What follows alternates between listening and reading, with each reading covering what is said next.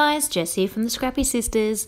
So this little number is a really cute little layout that I'm creating using the Cocoa Vanilla More Than Words collection. And I started off by doing a little bit of watercolors straight onto my page. I didn't dress the page with anything as I don't have gesso. So I just sprayed some water onto the page to get it nice and wet, and then just chucked on my watercolors. A lot of what is going on here, I know in my head, as I've already planned what I'm doing, is going to be covered. So I'm not too concerned about how it looks, and I'm also not too concerned about the warping paper, because I know when I add on my next few things, which you'll see further down the track, it's going to get covered up a little bit. So I'm just trying to match the colors based on the More Than Words color images, color swatches in those beautiful pattern papers. It is a little bit brighter and darker than what the More Than Words collection is. The More Than Words collection is a really beautiful, soft, pastel-y colors, but I know when this dries, it's going to really, really, really calm down to the point where it actually looks better wet, to be honest, than it does once it's dry. But can't really control that without any gesso or anything like that. So I popped that outside to dry. Ta-da, we're back. There was a few little runs as I was carrying it outside, which is a little bit of a shame, but you know, if I wanted to put it outside so it'll be quicker, so them's the breaks. You can also see that the paper has warped a little bit. You can see that by the way it's flicking up. So I have got out some white texture paste and a bunch of stencils, and I'm just putting a little bit of a crazy stencil pattern on top of the beautiful watercoloring that I did. If I was really patient and really careful, I would definitely leave each of the different stencils time to dry each time you do, you know. So when I did the sort of oval shaped, and then I did the spots, and now I'm doing the chevron, or not chevron, sorry, crosses, I would have left that to dry, but I'm really impatient. So what has happened is there's been a few smudges and a few rubs, but them's the breaks if you're not going to leave it to dry. So now I am getting this gorgeous white paper that has this beautiful embossed flower pattern on it, and I'm trying to tear it sort of in the shape of where I did the watercolor, because I want to stick this on top in that middle section, the blank section of the watercoloring. So the watercolor is going to poke through and out of the ripped part. So it's quite a thick card, this one, so I was spraying it with water just to make the tearing a little bit easier, and then when I'm roughing up the edges, it just sort of made roughing up the edges a little bit easier as well. So you sort of are getting the idea of what my plan was here with how this was going to look and why I was saying so much of the watercoloring was going to be covered up. So I have quite a few photos I'm including in this layout, and if I was going to do a similar layout again, I would have done everything bigger. So more watercolors, a bigger piece of that white card in the center, because this is actually, once you put the photos on, it's really been quite covered up. It still looks super cute and I really love it, but just larger probably would have been better. So you saw there that I had my 3 photos. I'd already backed them in white, and then I showed you that I'm going to back them on that super cute pink ledger, I suppose you might call it, or notebook, pink notebook paper. So now I'm sticking on the white embossed flower paper. Sorry, I'm about to sneeze. Oh, sorry, excuse me. So sticking that down and just making sure those edges are roughed up as much as I can, and then just thinking about where to place these photographs. So I am going to pop those up with some foam. I love popping up my photos with foam because I want those to stand out, the photos, and also if I'm popping layers on, like embellishments on, I want those to go underneath the photos 90% of the time, not on top of the photo, because I want the photo to stand out.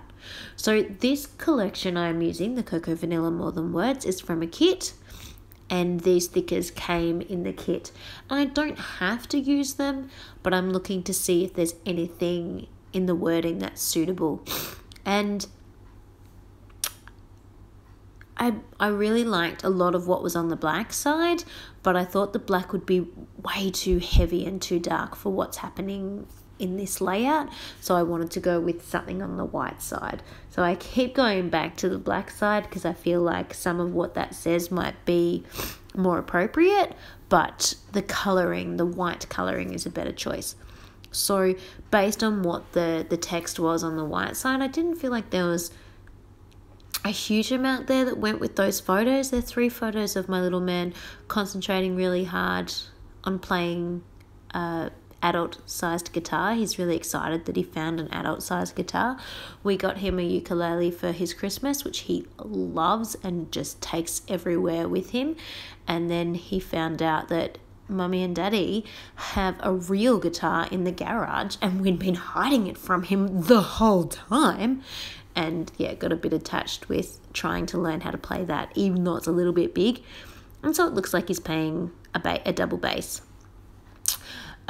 So I stuck down the photos off screen, and you saw me stick down the thickers, and I just popped those white stars around as well, just because I thought they would look nice to tie in that whiteness.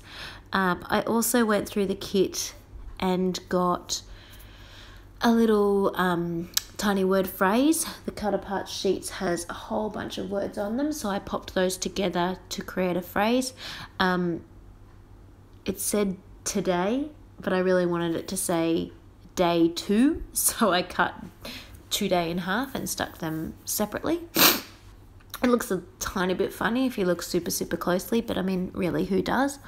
And then it was time to start doing proper embellishing, and I found this quite tricky. Katie has given me her leftover, in inverted commas, sorry, that was the stool I was sitting on, her leftover ephemera pack from this More Than Words collection. It's not actually leftover, she doesn't want them back, but because she's done the layouts she needs to do for the month, she will now just mix this what's left over into her stash and use them as she so desires. I have not finished what I need to do for the month, so I thought I'd just be super cheeky and ask for her stuff so that I could have extra, because who doesn't want more to work with? How fun is that? And she gets more kits than I do, so some of the things that she has is actually different to what I would even have available to me anyway. So it's quite exciting to have new things to play with, which I quite liked. So I'm just busy sticking things down, looking through the collections. No real rhyme or reason as to what I want to put here. I haven't really planned this out, just thinking about clusters and, you know, your odd number groups and placement on the page. So I do approximately 3 clusters of approximately 3 things. Odds are always nice and pleasing to the eye. I then get a little bit carried away with the flowers, but that's okay. We do that sometimes. Trying to work out if I can keep that feather in, I just can't really work out how to put it on. Sometimes you do that, you really like a piece of ephemera and you really want to include it, but as you're trying to use it, it just is so tricky to work out how. Sometimes we still do. Sometimes we just, as Adele says, stick and plonk them anyway, because why not? I do think that that's a really good strategy to have. It's not going to be a disaster. The supplies are just so beautiful that you pretty much can stick and plonk, and it is guaranteed to look relatively good. It's just, you know, more thought. It may look even better. It may not. It may look overdone. Who knows? Sometimes I put too much thought into things and it looks worse. Whereas you do things quickly and try not to concentrate too much on them, and they just flow out your fingers and it works perfectly. So who knows? Sometimes I think that depends on the paper as well as the mood that you are in. I lost my mojo for a big chunk of time there. Probably a good 2 months I just did no scrapping at all. So I'm quite behind in my 2017 album, surprise, surprise. But I just couldn't get motivated to do anything. I'm still struggling. I did these layouts because Katie came over for a whole day. Well, it wasn't. It was half a day to scrap with me. And I couldn't just sit around and do nothing. She was scrapping, so I started scrapping too. And that was awesome because that sort of got me going again, having her there. And it was really enjoyable. But yeah, I've just lost the flow, lost the mojo. Part of that's just to do with being super tired and worn out that when I do find time, all I want to do is sleep. So hopefully that starts picking up soon, that I'm starting to recover, the body's starting to recover and I'm not feeling so tired anymore. Also, my scrapbooking room is an absolute disaster zone. Like, it just is awful. So I don't feel motivated to scrapbook on it or in there.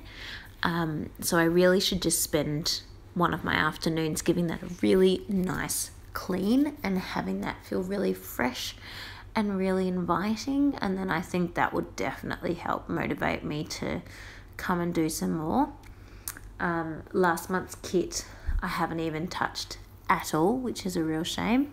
So that means I'm a whole month. I scrap this year. I'm trying out scrapping.